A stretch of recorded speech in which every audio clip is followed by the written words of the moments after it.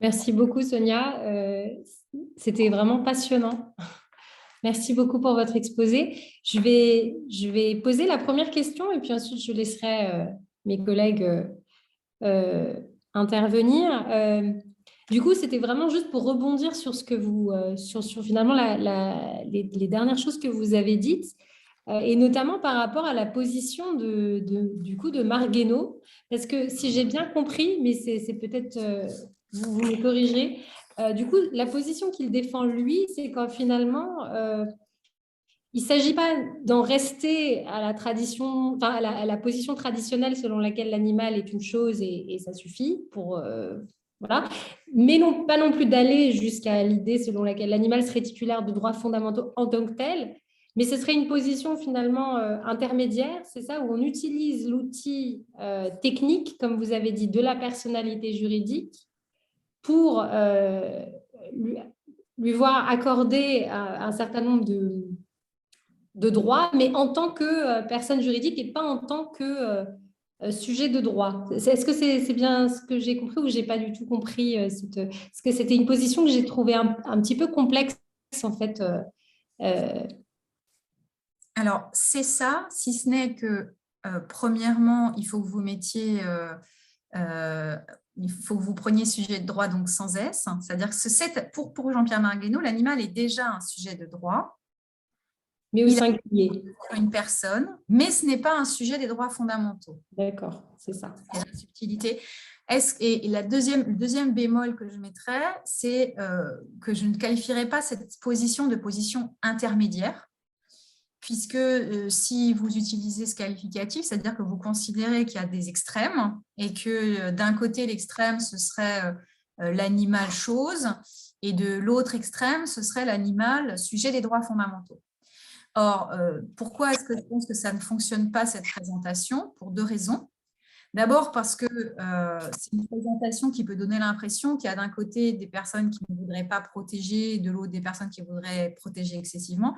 Or, ce n'est pas du tout ça, parce qu'il se trouve que, bon là, je n'en ai pas du tout parlé, mais du côté du droit des choses, il y a aussi beaucoup de ressources et beaucoup de variétés. Donc, par exemple, si vous prenez l'exemple des choses sacrées en droit romain, si vous prenez toute la théorie autour des biens communs aujourd'hui, vous voyez que le droit des choses est un droit qu'on redécouvre, voilà, qui a été hâtivement, j'ai envie de dire, décrié et assimilé à l'idée d'exploitation totale.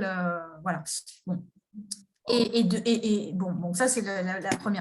Ensuite, je voudrais dire qu'il n'y a pas. La deuxième raison pour laquelle je pense que ça ne marche pas, cette présentation en termes d'intermédiaire, c'est parce qu'en fait, il y a des gens il y a des personnes, des auteurs, pardon, qui pourront considérer qu'il est moins problématique. C'est le cas, par exemple, de Rémi Pierre, même s'il n'est pas favorable à ça, il n'est pas favorable à la reconnaissance de droits fondamentaux pour les animaux, mais il considère que d'un point de vue théorique et systémique, du point de vue finalement d'explication conceptuelle complète, il est moins problématique d'accorder des droits fondamentaux aux animaux que de leur accorder la personnalité juridique. Parce que la personnalité juridique, c'est vraiment l'actif et le passif. C'est-à-dire, c'est un tout. C'est-à-dire que vous êtes titulaire de droits, mais aussi d'obligations. Vous pouvez réclamer, mais vous devez aussi être tenu. Et vous avez un patrimoine qui va avec. Et donc, si vous commencez à morceler ça, c'est-à-dire que vous déconstruisez la personnalité juridique. Donc, selon le point de vue que vous jetez sur cette question, c'est-à-dire selon que vous êtes préoccupé essentiellement du sort fait aux animaux ou essentiellement préoccupé du sort fait aux droits, selon la façon dont vous investissez ou pas la technique juridique ou la symbolique juridique, parce que c'est pareil, le point de vue de Marguenot qui consiste à dire que utiliser les droits fondamentaux, ça revient à calquer, enfin à appliquer finalement la personnalité juridique des personnes physiques aux animaux, et que symboliquement, c'est un problème parce que c'est élever les animaux au rang de la dignité humaine, c'est un point de vue qui est tout à fait discutable et discuté par d'autres auteurs. Donc voilà, je pense que c'est plutôt, vaut mieux le présenter en termes de galaxie de thèses et de complexes de différentes propositions qui peuvent être portées tantôt par des auteurs, tantôt par des décisions de justice, qui elles-mêmes sont actionnées par des associations qui leur apportent des argumentaires tout prêts. Donc, voilà. D'accord. Et du coup, si je peux me permettre, votre position dans ce champ et dans cette galaxie de positions, comment est-ce que vous la situez? Alors, moi, j'ai une position qui consiste à m'interroger sur le pourquoi et l'efficacité, en fait. C'est-à-dire que ma position, elle consistera d'abord à dire que le problème est de ne pas suffisamment exiger l'efficacité du droit existant et du droit objectif. Et j'ai tendance à penser qu'une des raisons pour lesquelles on mobilise les droits subjectifs et les droits fondamentaux, c'est parce qu'en fait, on déserte ou on renonce à exiger une efficacité du droit objectif. Ça se comprend parce que l'État déserte.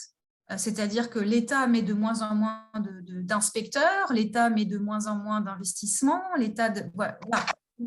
Ça se voit sur d'autres registres. Quand vous avez moins de fonctionnaires, ça veut dire que vous avez moins de personnes en charge de vérifier que les lois sont respectées, à servir l'intérêt général. Et donc, du coup, il revient à chacun, en quelque sorte, de se défendre. Quand vous n'avez plus,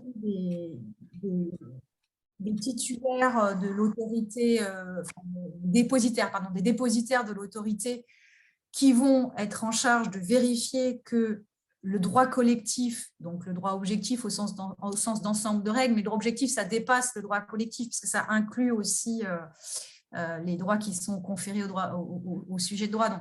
Donc, quand vous n'avez plus de dépositaires de l'autorité qui sont en charge de faire en sorte que les lois destinées à la collectivité et en vue de défendre l'intérêt général soient appliquées, eh bien, vous en venez finalement à investir les personnes du rôle de se défendre elles-mêmes. Et pour se défendre elles-mêmes, c'est-à-dire non pas défendre seulement leurs intérêts patrimoniaux, mais aussi leurs valeurs, eh bien, qu'est-ce qu'elles vont faire? Elles vont utiliser leurs armes, c'est-à-dire les armes du droit subjectif, les armes des droits fondamentaux.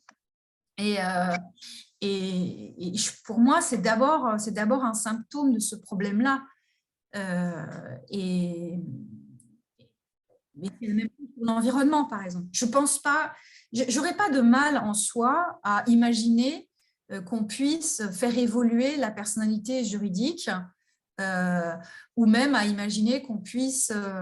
alors, j'ai du mal à croire qu'on puisse totalement désolidariser les sujets de droit des personnes, parce que l'histoire, que ce soit l'histoire des personnes morales qu'on a voulu techniques et qui finalement sont symboliques et qui ont des droits fondamentaux, que ce soit les esclaves qu'on a voulu être des biens et qui finalement étaient tellement des personnes de manière substantielle qu'elles contractaient, elles se faisaient des enfants, etc. On voit bien qu'en fait, quand on cherche à tordre complètement les choses sous prétexte que ce sont juste des artifices et que donc on en fait ce qu'on veut, en fait, ça ne marche pas. Donc, j'ai un peu de mal à imaginer une distinction totale, une disjonction absolue. Mais par contre, faire évoluer les outils, les techniques juridiques, pourquoi pas? Mais le problème, c'est que ceci se fait tout ce qui se fait a un coût, que le coût est difficile à mesurer et qu'en plus, ça se fait au détriment d'un autre registre qui me semble beaucoup plus intéressant, qui est celui de réinvestir le droit objectif, réinvestir la fonction de l'État, réinvestir l'ordre public. Moi, ma thèse consistait à dire que l'ordre public, désormais, ce n'est plus seulement la paix publique, ce n'est plus la moralité publique telle qu'on l'entendait au XIXe siècle. La moralité publique d'aujourd'hui, c'est la moralité environnementale, c'est la moralité de la préoccupation pour la souffrance et la vulnérabilité. Or, la moralité publique a toujours eu sa place dans l'ordre public. Et l'ordre public, c'est l'État, c'est le collectif, c'est l'intérêt général. Et pour moi, la défense des animaux, c'est ça. Merci beaucoup. Merci. Bon, comme c'est riche et ça va... Je vais essayer de continuer là, cette discussion immédiate sur sur votre positionnement très clair sur l'importance du droit objectif.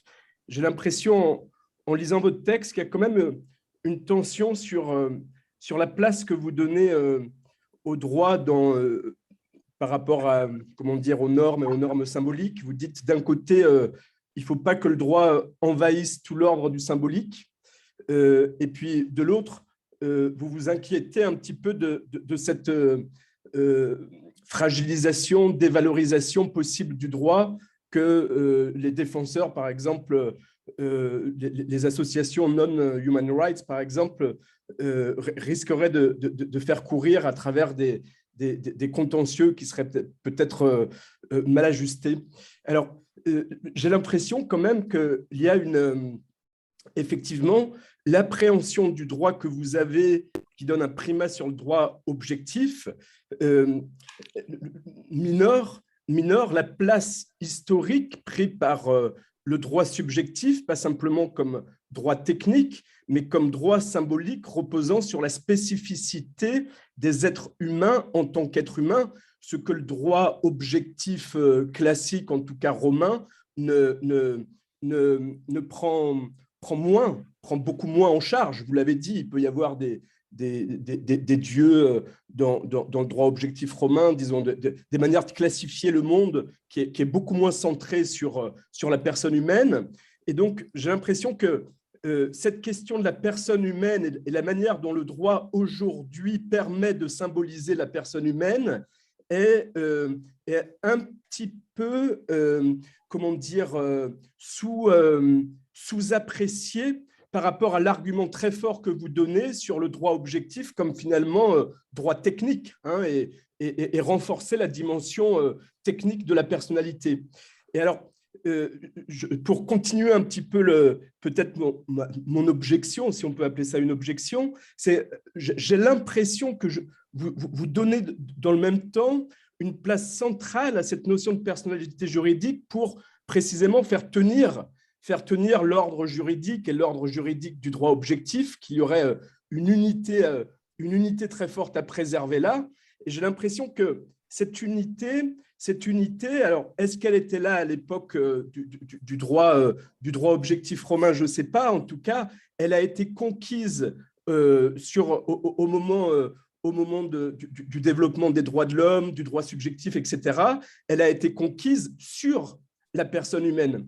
Donc, il y a besoin de cette articulation sur la personne humaine pour tenir l'unité.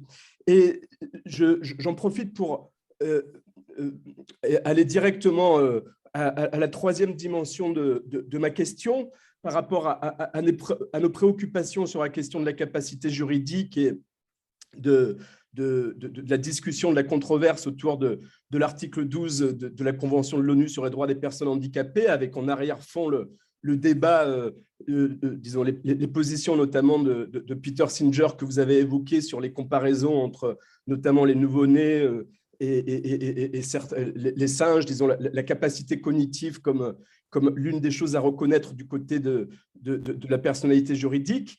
L'une des interprétations qu'on peut faire de la capacité juridique universelle, c'est justement peut-être de renoncer à la personnalité, à la personne juridique comme unité forte du droit subjectif, hein, de dire la personne humaine égale la personnalité juridique, et il y a là quelque chose de très fort qu'il faut défendre, et de le déplacer du côté de la capacité juridique, hein, et de la capacité juridique universelle, où finalement ce qui symboliserait, c'est-à-dire la manière de dire finalement c'est quoi l'être humain, est-ce que c'est ses sentiments, son émotion, sa raison, sa volonté, qu'est-ce qui spécifie l'être humain à contrario, en distinction avec d'autres groupes, et notamment le groupe des différents animaux.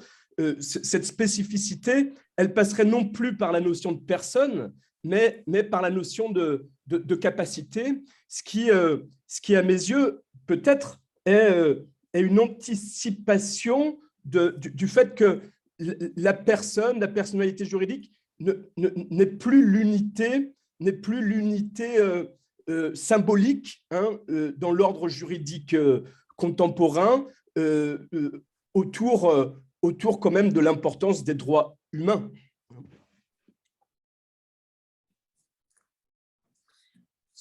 Alors, merci pour ces multiples questions qui sont chacune assez complexes. Alors, je ne sais pas si je vais réussir à répondre à toutes, mais j'ai l'impression qu'il y a quand même un fil conducteur. Alors, s'agissant du poids symbolique des droits subjectifs, et notamment dans leur ancrage dans la personne humaine et dans l'homme, des déclarations, qu'elles soient françaises ou universelles. Oui, je pense qu'effectivement, ça me paraît tout à fait juste et évident. Je pense que la raison pour laquelle je ne suis pas revenue dessus, c'est que ça me paraît être un acquis, c'est-à-dire qu'effectivement, la montée des droits subjectifs est un phénomène tellement massif que c'est difficile de ne pas l'avoir. Mais justement, ce que j'ai essayé de montrer, c'est que s'agissant des animaux, c'est une montée en puissance qui n'a pas les mêmes implications que s'agissant des êtres humains. Parce qu'elle va avoir, bon, bien sûr, elle n'a pas les mêmes implications sur le terrain politique, symbolique, bien sûr, mais elle a aussi d'autres implications sur le terrain juridique, sur le terrain de la théorie juridique. Donc, je ne sais pas si ça répond à votre question. S'agissant du rôle que je confère à la personnalité juridique et à la personne, dans l'idée qu'il y aurait une unité de l'ordre juridique. Si j'ai bien résumé la deuxième question, je n'en suis pas sûre. Oui, je pense qu'effectivement, il y a un rôle particulier. C'est ce que j'ai essayé de vous faire sentir en vous expliquant que les premières définitions que je vous donnais, c'était des définitions qui sont données aux étudiants en première année de droit, c'est-à-dire finalement au moment où ils ne sont pas encore, où ils arrivent un petit peu, on va dire, naïfs, et qu'on cherche à créer chez eux des mécanismes mentaux qui vont les conduire à penser d'une certaine façon, à penser en juriste. Et comment on fait pour les faire penser en juriste? On commence par leur expliquer, voilà, il y a l'ordre juridique qui fonctionne comme ça, et puis il y a les personnes et les choses. Donc, ça fait vraiment partie des distinctions fondamentales, en tout cas en droit continental et en droit français. Après, il y a la question des cultures juridiques qui certainement vient perturber cette lecture. Il n'empêche que cette distinction entre les personnes et les choses, si elle n'est pas systématisée de la même manière dans les pays de common law, est néanmoins présente. Même si, effectivement, du côté des pays de common law, il y a moins de faiseurs de système qu'en France, et on se veut plus pragmatique en tout cas. Il n'empêche que je pense que c'est une dichotomie fondamentale et que donc la façon de penser la personne, puisqu'en fait la chose c'est une catégorie résiduelle, sont des choses, tout ce qui n'est pas personne. Donc forcément la question de savoir ce qui est personne devient cruciale. Et ça devient crucial. Et pourquoi est-ce que c'est crucial? Parce que tout simplement, ce sont les entités dont on décide qu'elles vont faire vivre le droit. C'est-à-dire que le droit les fait vivre, puisque c'est l'État qui désigne les personnes, en l'occurrence le droit étatique évidemment, mais là on est dans un contexte, pour ce qui nous concerne, de droit étatique. Donc, le droit les fait vivre, mais elles font vivre le droit en retour. Sans personne, pas de droit. Donc, on voit bien que la façon de concevoir la personne a une incidence directe sur la manière dont on pense le droit, mais aussi la manière dont on va faire vivre le droit. Et de fait, tout le mouvement de personnification de la nature, des animaux, de l'intelligence artificielle, etc., est un mouvement qui s'accompagne d'une reconfiguration de la manière de penser le droit et de la manière de faire vivre le droit. Oui, je pense que c'est très important.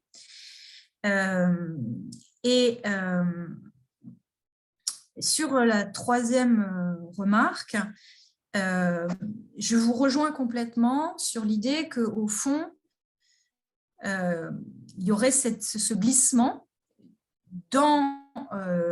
commun à la rhétorique des droits des personnes handicapées et à la rhétorique des droits des sujets non humains, qui est finalement celle des capacités, même si elle ne va pas être mobilisée de la même manière. Parce qu'évidemment, du côté des personnes souffrant d'un handicap, l'argumentaire, la réflexion autour des capacités peut aussi mobiliser une réflexion particulière autour du régime juridique de la capacité en droit et autour des régimes protecteurs qui sont organisés. Alors que du côté des sujets non humains, on n'a pas cette profondeur-là.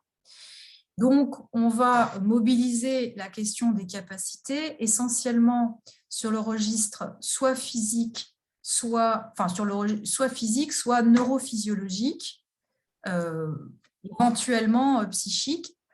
Et effectivement, pour le coup, ça c'est un sujet qui m'intéresse aussi beaucoup, c'est la manière dont on mobilise dans les argumentaires qui visent à faire évoluer le droit, des argumentaires tirés de la biologie. Donc finalement, comment est-ce qu'on mobilise le fait pour faire évoluer le droit? Parce qu'il y a toujours un rapport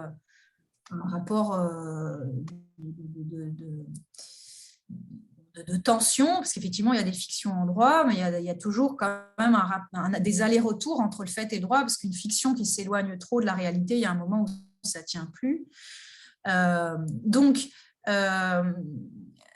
Je pense que là, effectivement, il y a eu un gros investissement. Et Peter Singer, dans le Great Ape Project, là, avec Paola Cavalieri, mobilise, comme d'ailleurs ses travaux sur la libération animale, mobilise énormément de travaux en neurosciences, en éthologie, pour démontrer les capacités cognitives, psychiques, en plus des capacités physiques des animaux, et établir effectivement un parallèle avec les capacités cognitives et psychiques de personnes humaines qui sont affectées d'un handicap, soit physique, soit psychique.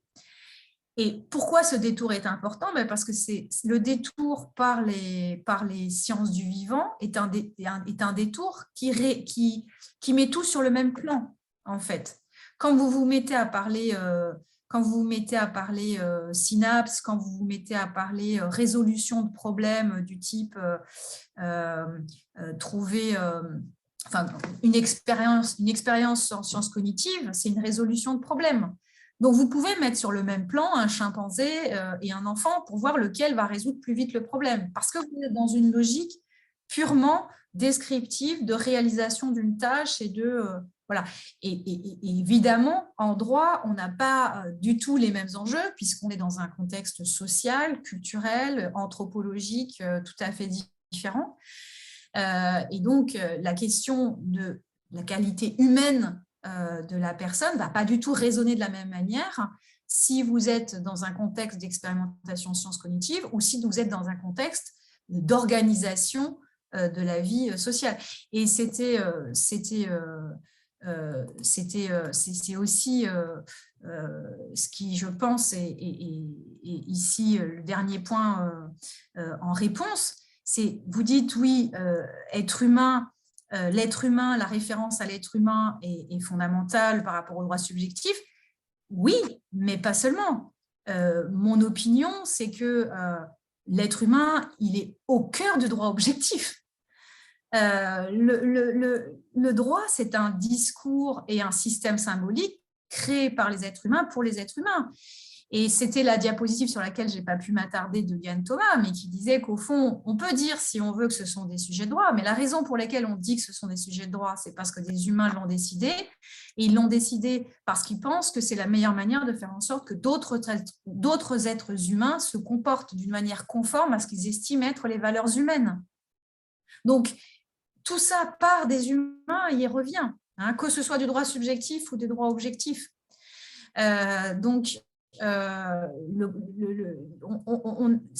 Peter Singer reproche aux personnes qui veulent traiter différemment les humains et les animaux d'être spécistes, mais moi je pense que le droit ne peut pas ne pas être spéciste, parce que le droit est une production de notre espèce.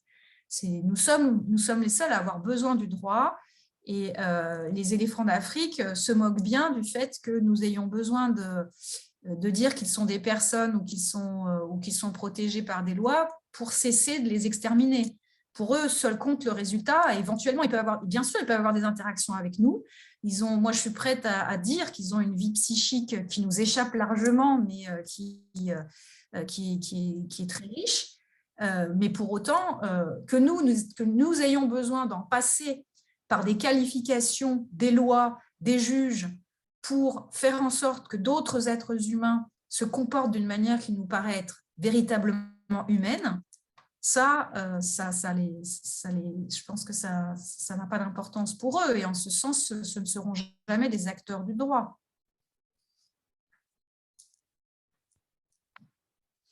Je me permets juste un complément, et puis je passe vite la parole, il est déjà tard. En termes, je crois que mon point, c'est en termes de politique de la personne. Vous préservez la personne comme unité symbolique importante de l'ordre juridique. La position capacité juridique universelle est peut-être une invitation à dire ce primat de la personne qui était peut-être pas si évident, pourquoi plutôt que les actions, par exemple, pourquoi mettre la personne au cœur du système plutôt que les actions, hein, ce primat-là est peut-être pas indispensable pour préserver une certaine unité de l'ordre juridique, et que l'enjeu est peut-être de pouvoir, comment dire, aussi, la question qui se pose, c'est bien la délimitation de cette espèce qu'est l'espèce humaine, hein, par rapport aux animaux ou par rapport d'autres, par rapport aux non-humains. Est-ce que la notion de personne est centrale pour assurer cette délimitation? Et j'ai l'impression que dans votre position, au final, vous répondez, ben oui, on en a quand même besoin pour les différentes raisons très articulées que vous avez défendues. Et j'ai l'impression que la position de l'article 12 serait peut-être de dire, bah non, pour protéger la délimitation de l'espèce humaine, ce n'est pas par personne qu'il faut passer. Bon, bah, moi, j'aurais deux réponses, mais je ne sais pas si j'ai le temps de les développer. Bon, la première chose, c'est en fait, en passant de la question de la personne à la question des capacités, on ne fait que déplacer le problème. Parce qu'il vous faudra toujours définir quelles sont les personnes capables et quels sont leurs rôles, qu'est-ce qu'implique le fait d'être capable ou non. Donc, qui est capable, de quoi est-il capable et qu'est-ce que sa capacité lui donne la possibilité de faire. Donc, en fait, à mon avis, vous ne faites que déplacer le problème. Par contre, il est vrai que mettre l'accent sur la capacité est une manière de déployer deux registres de la capacité, puisqu'il y a la capacité, mais ça, je pense que vous l'avez déjà beaucoup discuté dans ce cercle, mais vous avez d'un côté la capacité, effectivement, d'agir sur le terrain juridique, et puis vous avez de l'autre la capacité d'obtenir effectivement ce dont vous avez besoin, ce qui n'est pas exactement la même chose. Et c'est vrai que mettre l'accent sur la capacité, c'est une manière de mettre ça en lumière. Et ça, c'est intéressant parce que si on met la focale sur la personne juridique, on ne saisit pas ce problème-là. Donc ça, je trouve que c'est intéressant, mais je pense que ça ne résout pas tous les problèmes. Sur le deuxième volet de la question, je ne suis pas d'accord avec vous. Le rôle du droit n'est pas de déterminer ce qui appartient ou non à l'espèce humaine. Et d'ailleurs, tous les êtres humains ne sont pas des personnes humaines, ne sont pas ni des personnes humaines ni des personnes physiques. l'être humain qui, avant la naissance, l'être humain, enfin, sauf contexte très particulier de la succession, l'être humain qui naît mais qui n'est pas viable, n'a pas la personnalité juridique, n'est pas un acteur de droit. Et pourquoi ? Parce que le droit a une dimension sociale très forte, et que en fait, c'est d'abord la question du relation d'humain à humain qui est en jeu. Et donc, finalement, on considère qu'un être humain qui naît, mais qui n'aura pas d'autres relations qu'avec ses parents de manière fusionnelle les premières heures de sa vie, puis qui s'éteindra, n'a pas vocation à entrer sur la scène juridique, n'a pas vocation à entrer dans le monde juridique. Et donc, bon, il y a bien sûr des dispositifs qui sont mis en place pour enterrer des enfants sans vie, pour éventuellement désormais les faire figurer sur des pièces d'état civil, etc. Mais ce ne sont pas des personnes. Et je pense que ce n'est pas pour l'instant au cœur du droit. C'est une question qui viendra, c'est une question qui sera peut-être en devenir, et notamment avec les biotechnologies. Ça m'intéresse beaucoup. Moi, je fais tout un travail sur les chimères homme-animal, etc. Donc, vous avez effectivement des questionnements autour de ce qui relève de l'humain, ce qui ne relève pas de l'humain, mais ce n'est pas la question sociale qui est posée dans ce que je vous ai dit là. Pourquoi ce n'est pas la question cruciale ? Parce que ce n'est pas encore sur la table. C'est considéré comme acquis. C'est-à-dire que pour l'instant, on considère que les êtres humains sont des personnes physiques et des personnes humaines, et que les groupements humains peuvent être à certaines conditions des personnes juridiques, personnes morales.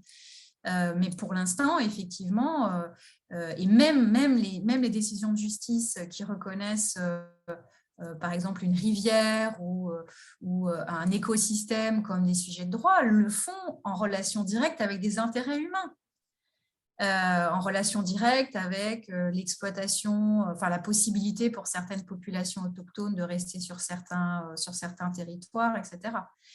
Donc, et la raison pour laquelle je pense que le droit n'est pas le mieux placé pour dire ce qu'est l'espèce humaine, c'est que justement, comme il est une production de l'espèce humaine, produit par l'espèce humaine parce qu'elle en a besoin, ce sera très difficile de l'utiliser comme un déterminant de son propre producteur. Mais bon, ça, c'est mon opinion.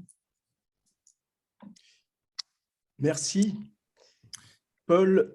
Oui, quelques mots, mais pour rebondir, moi, je trouve très éclairante cette manière de mobiliser l'animal pour penser finalement deux dimensions de la personne physique, qui sont généralement confondues quand on s'intéresse aux personnes physiques, qui sont effectivement la dimension de la personnalité juridique et la dimension de sujet de droit des droits fondamentaux, et qui effectivement sont deux dimensions différentes. Et c'est le fait, en faisant un pas de côté, soit de s'intéresser d'un côté à la personnalité morale, soit en s'intéressant à la question et aux revendications autour soit de la personnalité animale, soit de la reconnaissance de l'animal comme sujet de droits fondamentaux, puisqu'il y a plusieurs thèses et courants sur cette question, qui permet aussi en retour d'éclairer ces deux dimensions du côté finalement des personnes humaines. Des personnes humaines, j'ai dit personnes physiques, mais oui, enfin, des personnes humaines comme personnes physiques. Bon, deux dimensions qui sont souvent mêlées. Alors je trouve qu'effectivement, on voit bien comment, on va dire, la qualification et la notion de personne juridique se situe ou comporte un degré d'abstraction supplémentaire par rapport à celle de sujet de droit. On voit bien comment la personne juridique et le mécanisme de la personnalité juridique va servir à imputer des droits et des obligations, à attribuer un patrimoine à une entité humaine, à une personne humaine, à lui imputer des responsabilités, à lui permettre d'agir en justice. Et donc, ça a quand même beaucoup à voir effectivement avec une condition de possibilité soit de l'agir juridiquement, soit de déployer, comment dire, oui, d'agir juridiquement quand même. Il y a beaucoup un lien avec l'agir dans la personnalité juridique, soit, et notamment agir par des actes juridiques. Ou de se voir reconnaître effectivement responsable. Et c'est là qu'on comprend bien, il suffit effectivement de voir, ça n'a pas de sens de vouloir responsabiliser les animaux, et puis les animaux ne feront jamais eux-mêmes une action en justice. Donc effectivement, de ce point de vue, on a voilà, en effet, on voit bien la distinction entre les deux. Et c'est intéressant parce que je trouve que ça éclaire effectivement, mais il y a des travaux là-dessus chez les travaillistes notamment, et dans différentes domaines du droit, pas de manière égale dans tous les domaines du droit d'ailleurs. Il y a des domaines du droit qui ont fait l'objet de davantage d'attention sur cette double dimension de l'agent juridique, ou plus exactement de la personne, de la personne physique, à la fois comme personne juridique, contractante souvent, et comme sujet de droit des droits fondamentaux. Alors, si on prend deux exemples, on peut prendre l'exemple du droit pénal et l'exemple du droit du travail. En droit du travail, c'est vrai que, par exemple, le salarié est à la fois un contractant qui s'engage dans un contrat de travail et dans un lien d'obligation avec l'employeur, qui doit fournir une prestation de travail, et donc il est débiteur, et en même temps qui a droit à un salaire comme créancier, et en même temps une personne humaine sujette de droits fondamentaux, dont il faut respecter certains besoins fondamentaux, sa santé, son sommeil, son droit au repos, etc. Et on voit bien effectivement comme il y a ces deux dimensions, finalement le salarié contractant, mais en même temps aussi le salarié titulaire des droits fondamentaux qu'il peut invoquer face au pouvoir de l'employeur notamment. C'est notamment parce qu'il existe un pouvoir de l'employeur que c'est particulièrement visible cette dimension-là. Et puis en droit pénal, on peut aussi penser à la personne finalement saisie par le droit pénal, la personne, le délinquant. Le délinquant, c'est à la fois la personne juridique, pour reprendre, à qui on va imputer une responsabilité, qui va être reconnue responsable pénalement ou coupable, une culpabilité, mais c'est aussi, et ça on pourrait dire, c'est pour ça que j'ai qu'il y a un niveau d'abstraction supplémentaire, parce que ça se situe peut-être dans l'ordre des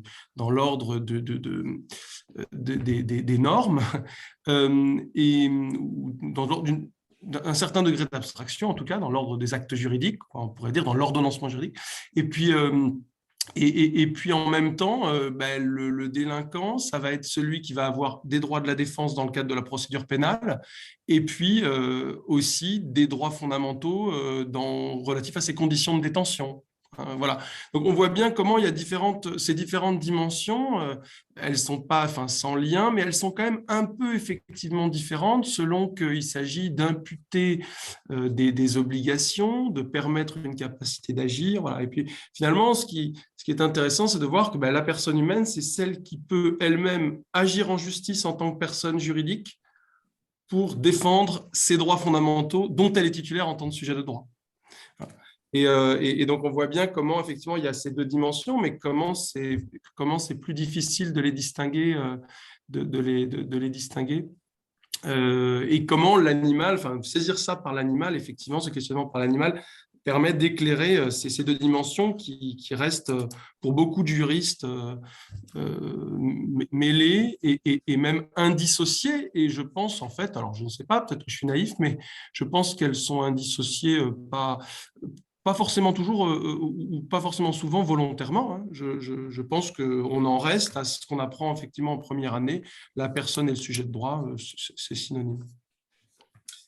Je relisais l'article 12. L'article 12 s'intitule quand même dans la Convention internationale relative aux personnes handicapées, reconnaissance de la personnalité juridique dans des conditions d'égalité.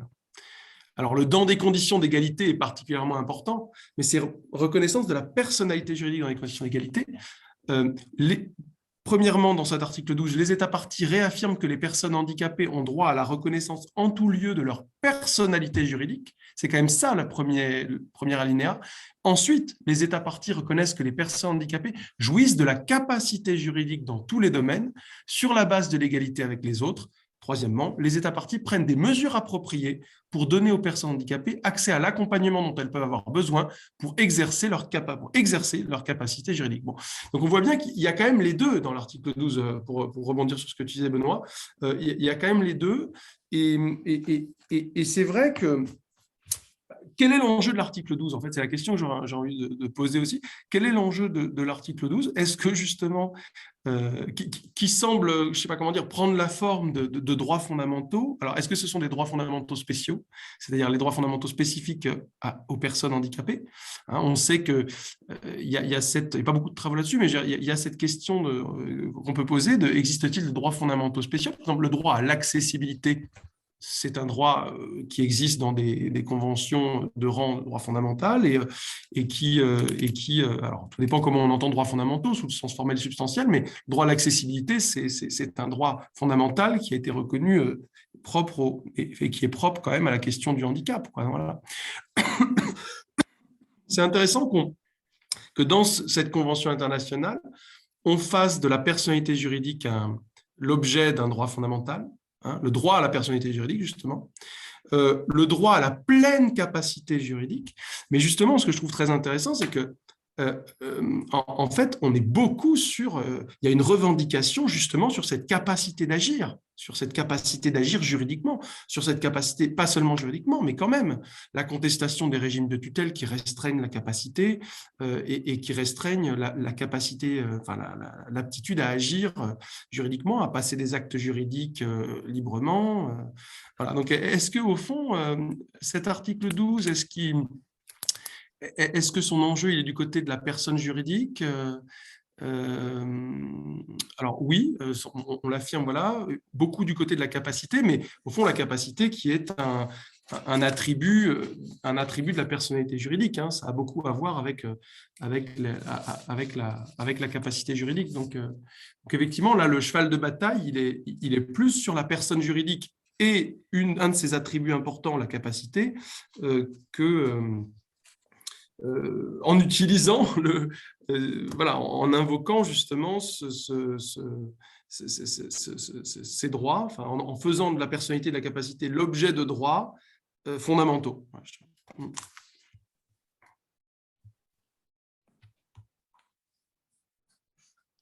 Alors pour le coup, moi je suis moins spécialiste que vous sur la Convention des personnes, sur la protection des personnes souffrant de handicap. Effectivement, pour rebondir sur ce que vient de dire Paul et revenir sur la question précédente, la personnalité juridique en tant que technique, c'est aussi un outil absolument nécessaire en l'état actuel du droit pour agir en justice, pour obtenir l'accès au juge. Donc, de ce point de vue, c'est difficile de ne pas y voir un outil central du droit. Et se focaliser sur la capacité, c'est quand même passer à côté de cette dimension-là, peut-être. Je ne sais pas. Merci. Est-ce que, Arnaud, si vous avez encore un petit moment, hein, on peut peut-être voir...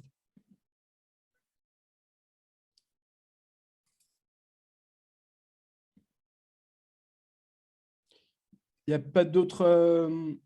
Alors, j'ai vu une main se lever. Il y a juste écrit Jacques. Je crois que c'est des applaudissements. Enfin, sauf si Jacques voulait prendre la parole, mais c'était des mains d'applaudissements. D'accord. D'accord, merci. Moi, je voudrais juste, s'il n'y a pas de questions, revenir sur cette idée qui a été évoquée par Benoît d'unité, finalement. Est-ce qu'on a besoin d'unité ? Je crois que je n'ai pas complètement donné mon sentiment là-dessus parce que, en fait, tout ça suppose de s'entendre sur ce qu'on attend du droit. Et moi, personnellement, je suis persuadée que le droit est une des créations créations humaines destinées à ordonner le monde et à nous rassurer. Et en fait, tout ça suppose de s'entendre sur ce qu'on attend du droit. Et moi, je suis perssuadée que le droit est une des créations humaines destinées à ordonner le monde et à nous rassurer. Et tout ça suppose de s'entendre sur ce qu'on attend du droit. Et moi, je suis perssuadée que le droit est une des créations humaines destinées à ordonner Je pense qu'on est tous confrontés à la complexité et au fait qu'on est effectivement tout le temps dans des situations qui sont très difficiles à décrypter parce qu'elles sont le résultat de plein de choses à la fois. Et le droit fait partie de ces instruments qu'on a inventés pour, entre guillemets, simplifier, ordonner, anticiper et donc nous donner le sentiment qu'on contrôle un peu les choses. Et là-dessus, je reviens sur Florence Bélivier et son manuel. Elle a un tout petit extrait que je trouve extrêmement éclairant, qui n'a rien à voir avec le droit, mais un extrait de Virginia Woolf qui dit « Les circonstances requièrent l'unité. Par commodité, l'homme doit être entier. En rentrant le soir, quand il ouvre sa porte, le bon citoyen doit être banquier, golfeur, époux, père, et non un nomade qui erre dans le désert, un mystique contemplant le ciel, un débauché dans les bas-fonds de San Francisco, un soldat à la tête d'une révolution, un paria hurlant de solitude et de doute. En ouvrant sa porte, il doit passer ses doigts dans ses cheveux et ranger son parapluie dans le porte-parapluie, comme tout le monde. » Alors, bon, moi, c'est un texte que je ne connaissais pas, alors c'est paradoxal de le découvrir en lisant un manuel de droit, mais je trouve que c'est ça, en fait. Le droit, c'est d'abord ça, c'est-à-dire se donner l'impression qu'on a un tout petit moyen de contrôler le monde en l'ordonnant et en nous réunissant aussi un peu, puisqu'on est à la fois, bien sûr, on est tous à la fois quelqu'un qui désire, quelqu'un qui a des liens de famille, on peut être père, fils, frère, à la fois délinquant et demandeur en justice, on peut être plein de choses. En tout cas, on est une personne juridique, en l'état du droit en tout cas.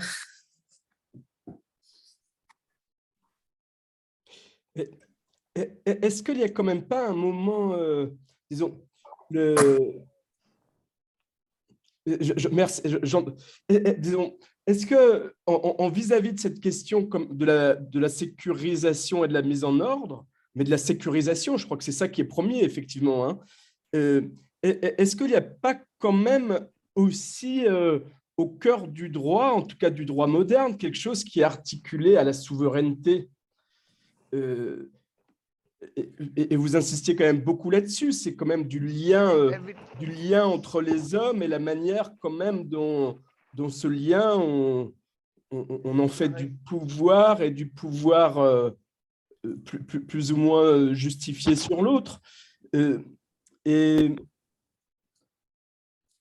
bon, voilà, parce que c'est vraiment pour réagir et puis prolonger la discussion peut-être dans d'autres cercles, d'autres moments, mais moi, pour être gourmand, j'avais une question de curiosité sur l'origine doctrinale de droits fondamentaux.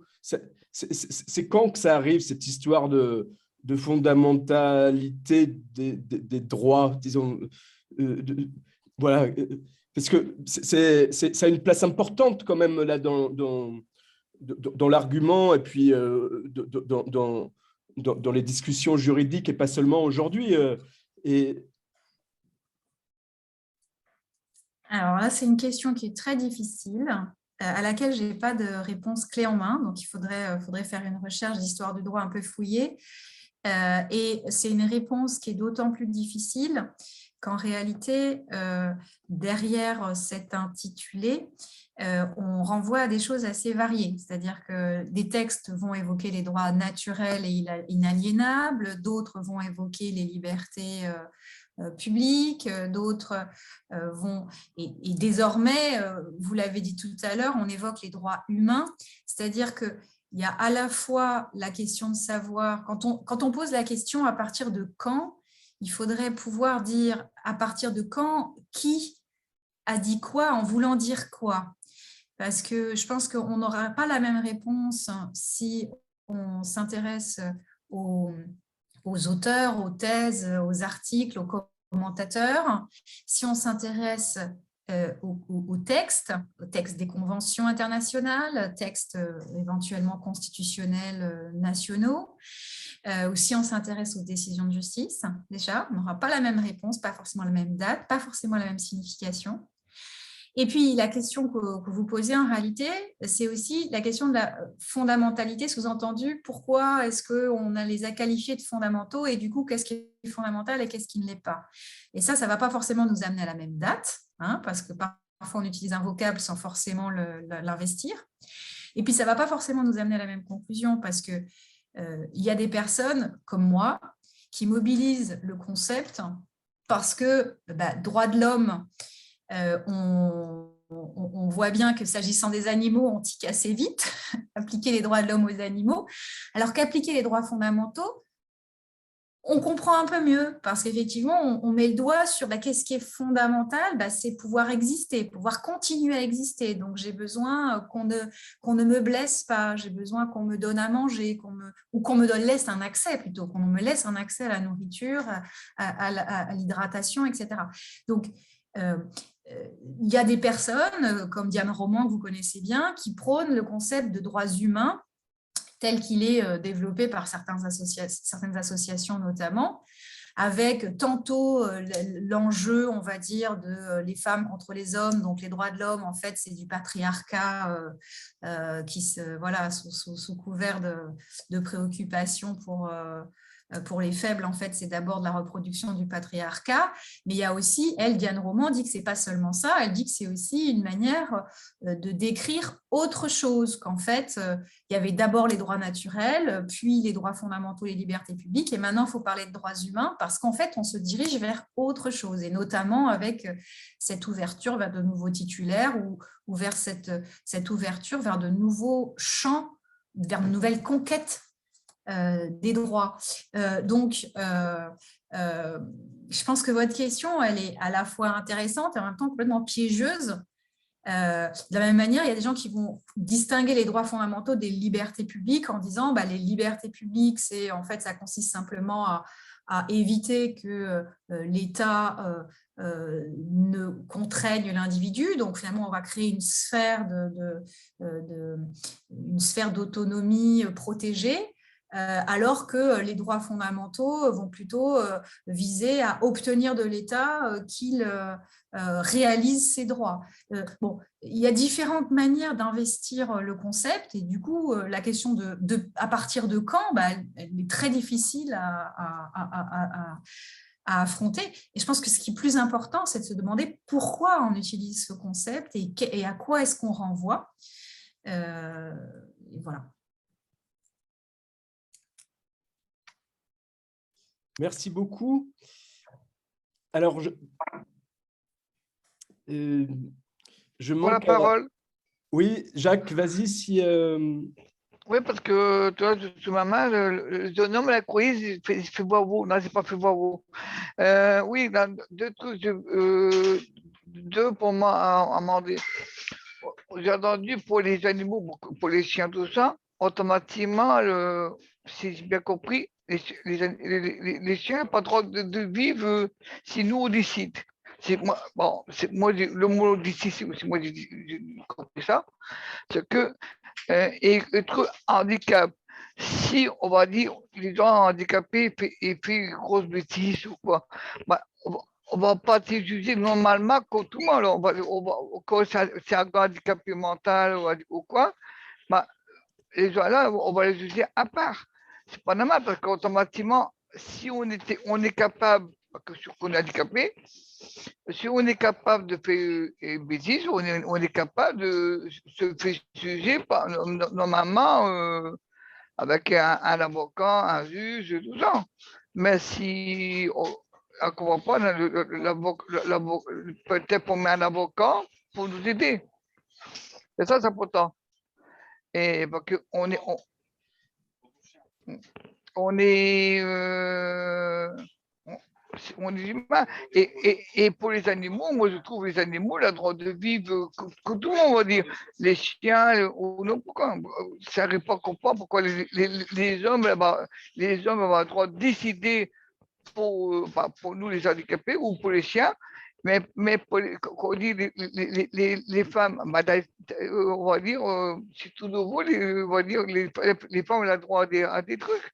C'est que là, c'est pareil. Si on veut mettre les femmes là, on va dire les femmes n'ont pas le droit à faire, ils restent à la maison, il s'occupe des enfants, il s'occupe le ménage, et c'est tout. Si on veut jouer à ça, on peut jouer à tout ça. C'est que faut arrêter de dire aussi, nous, les animaux ou même les gens handicapés, on a, on a droit que tout le monde fasse un jugement aussi, parce que, bon, mais pour les animaux, on dit, bon, les animaux font une bêtise, ah bah, la fait un truc, mais il n'est pas fautif, on le pique parce qu'il va recommencer. Non.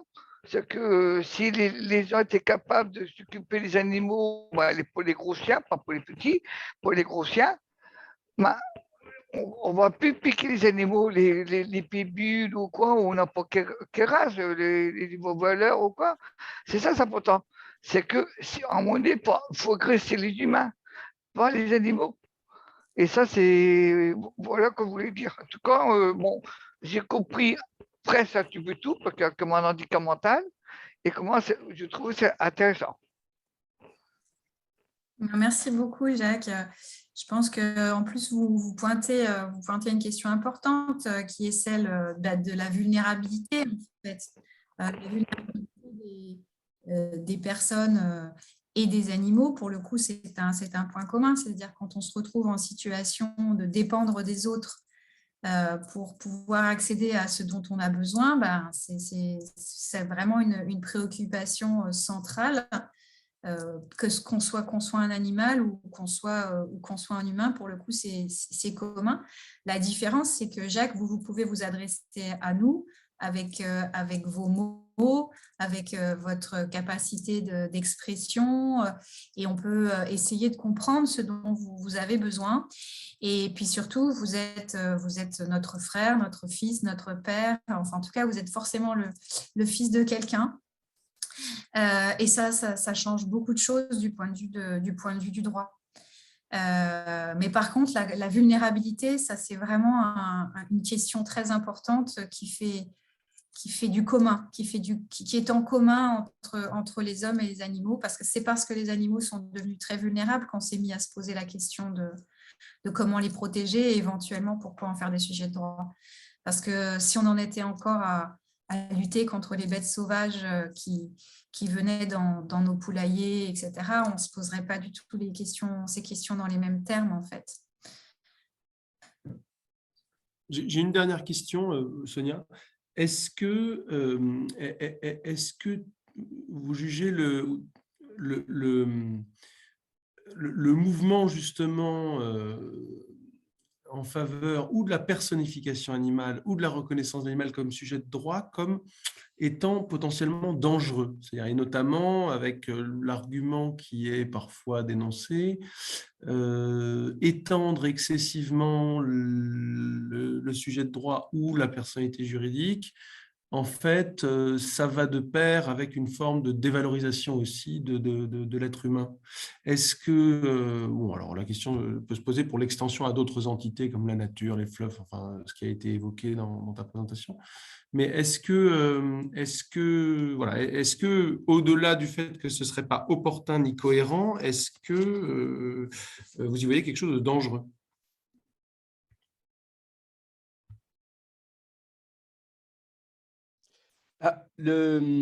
Voilà. C'est une question qui est très difficile. C'est une question qui est très difficile parce que non, contrairement à la nature et à l'environnement, il y a sur l'animal quelque chose qui se joue qui est tout à fait différent. Quand on dit se comporter comme une bête, on dit pas du tout la même chose quand on dit se comporter naturellement, par exemple. C'est pas du tout chargé de la même symbolique. Donc, c'est pour ça que la question de quels effets ça pourrait avoir en termes éventuellement de dévalorisation est une question qui, pour moi, est vraiment sur la table. Je ne peux pas la balayer.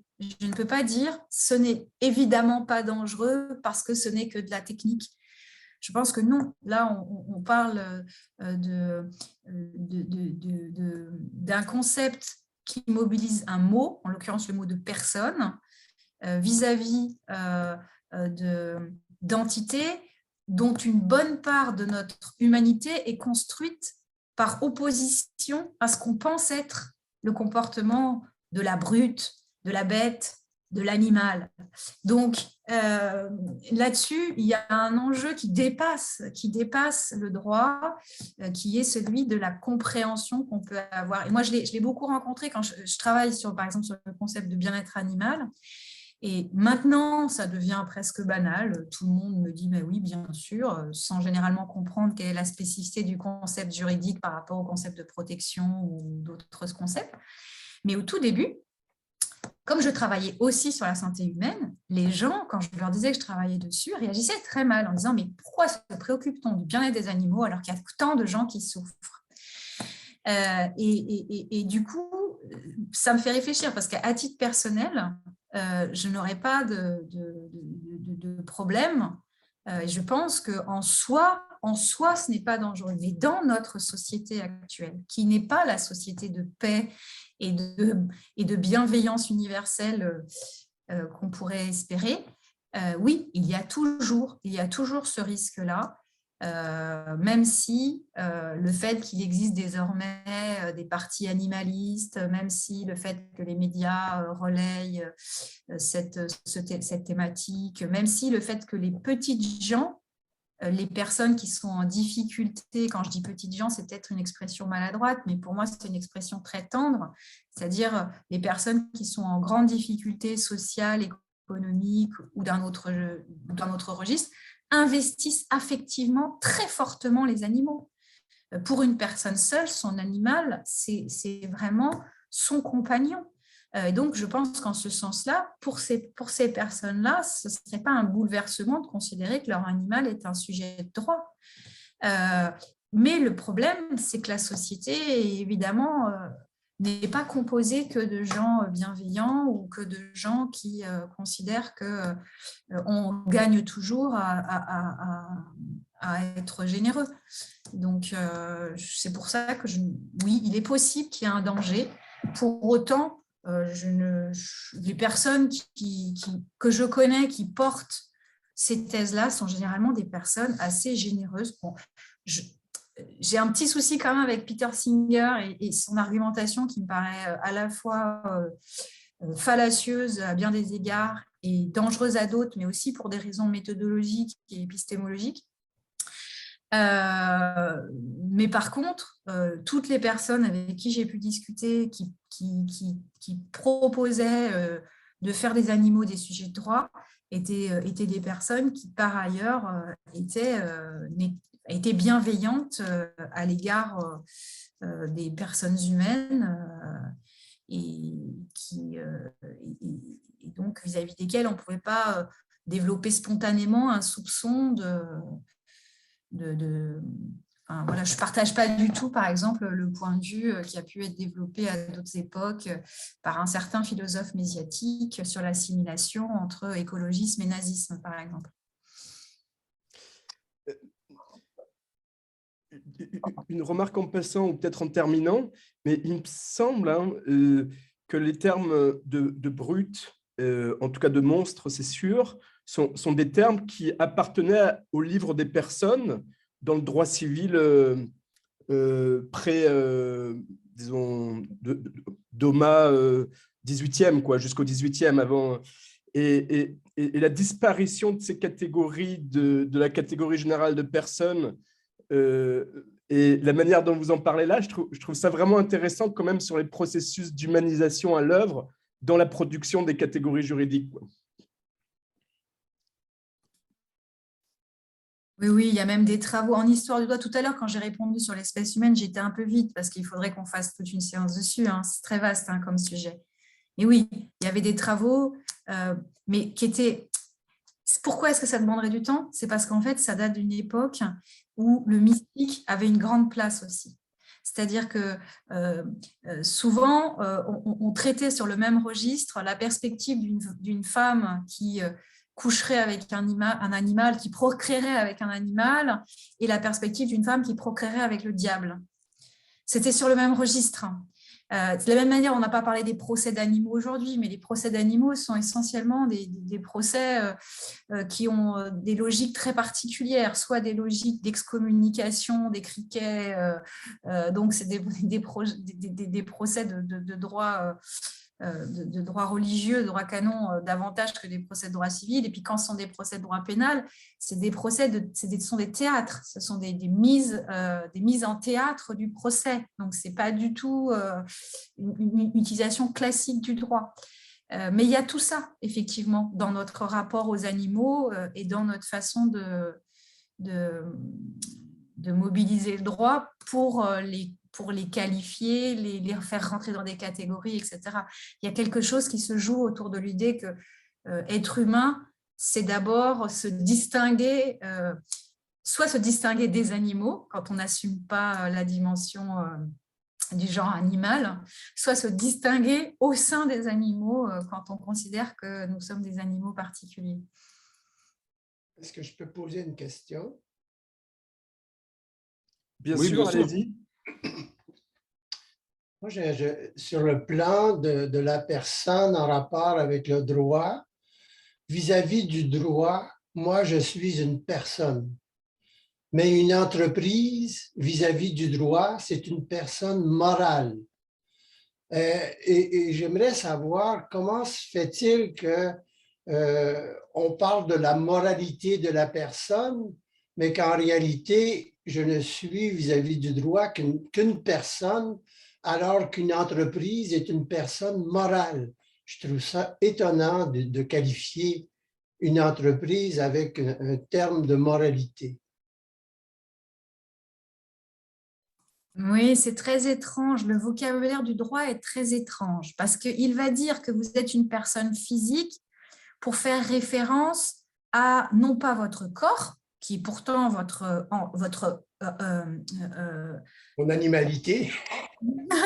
Il va faire référence, enfin en tout cas c'est votre enveloppe corporelle, votre physique, c'est votre existence physique, c'est votre enveloppe corporelle. Pourtant on va parler de personnes physiques en fait pour faire référence à ce que j'ai dit tout à l'heure, à ces techniques juridiques de points d'imputation de droits et d'obligations. Et on va parler de personne morale en fait parce que ce qu'on veut dire, c'est qu'elle est abstraite, c'est-à-dire qu'elle n'a pas de réalité physique.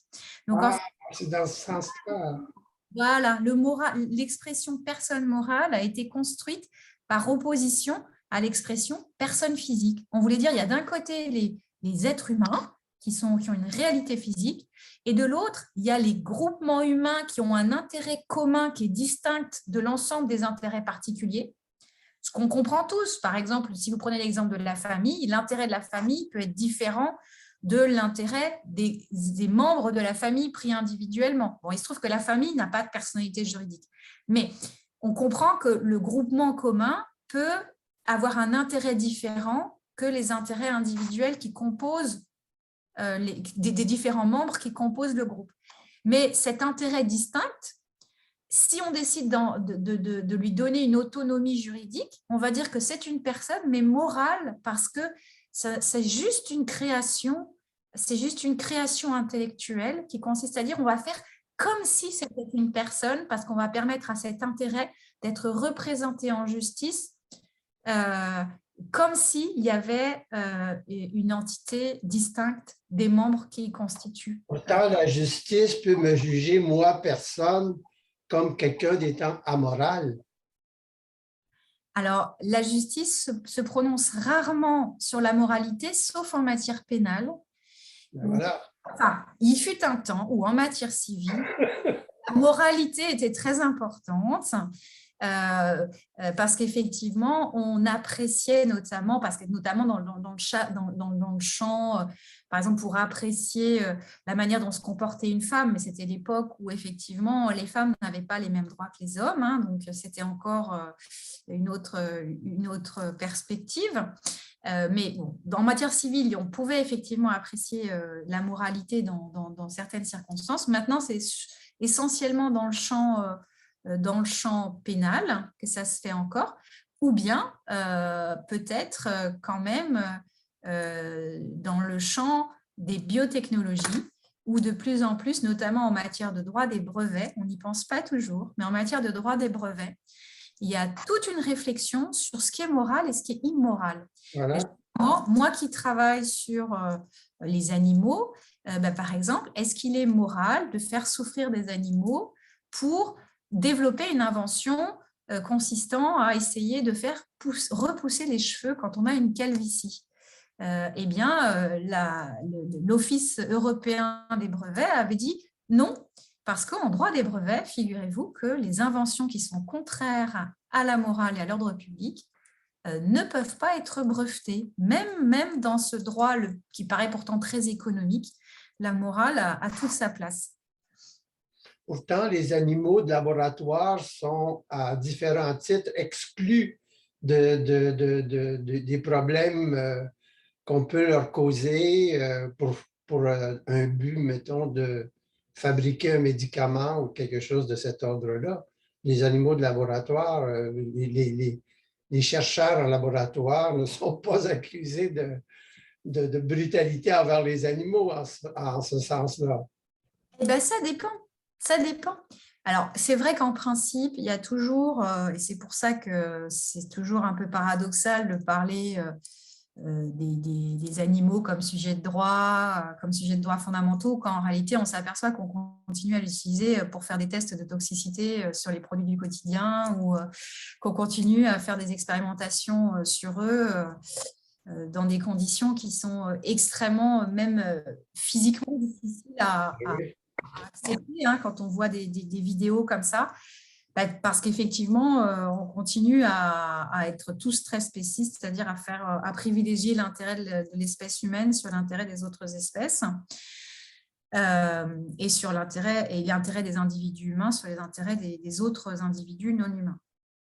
Mais pour autant, il y a un droit de la protection des animaux utilisés à des fins scientifiques et désormais, depuis la fin des années 1970 et le début des années 1980. En France, c'est un peu plus tardif parce qu'on n'est pas très fort en protection animale, mais c'est plutôt la fin des années 1980. Il y a tout un droit, toute une réglementation qui s'impose aux personnes qui font des expérimentations sur les animaux et qui disent qu'ils doivent normalement respecter un certain nombre de procédures, obtenir des autorisations.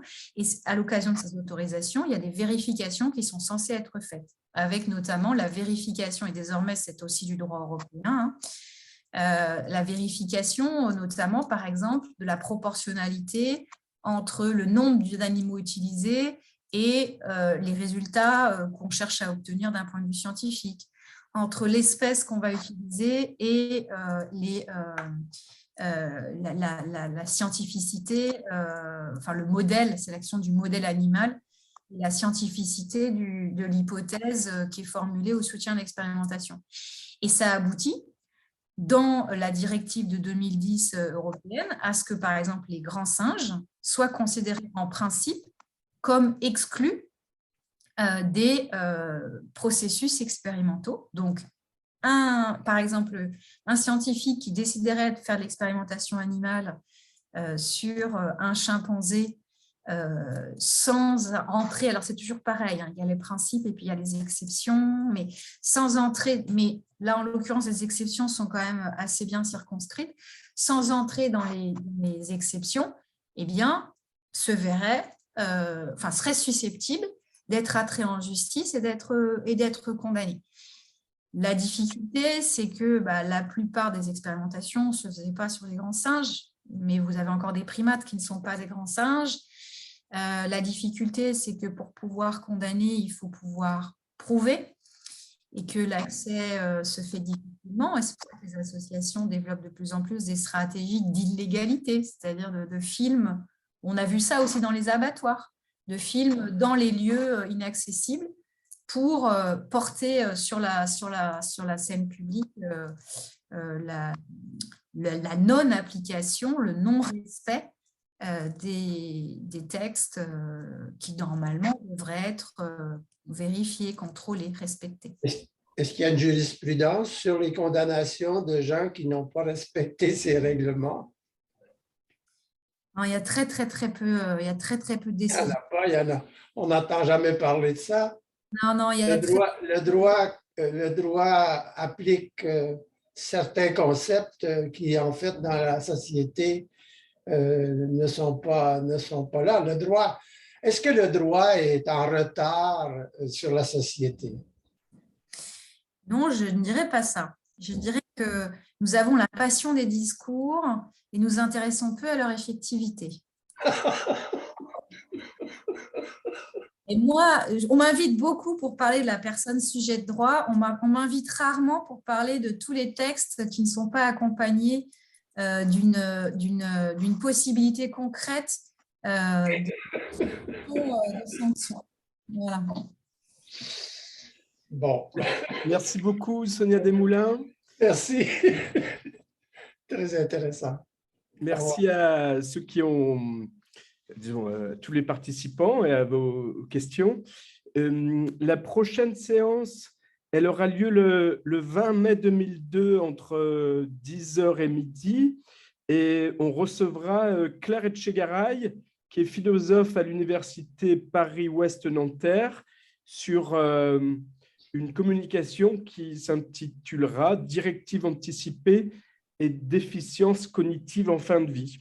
Et puis, comme vous avez pu comme on l'a évoqué au début de la séance, c'était enregistré, donc vous pourrez aussi bien le retrouver sur le site de l'Espace éthique Île-de-France que sur le site de la communauté mixte Cap Droit. Voilà.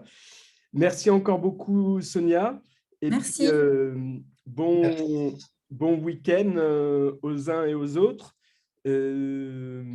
Voilà.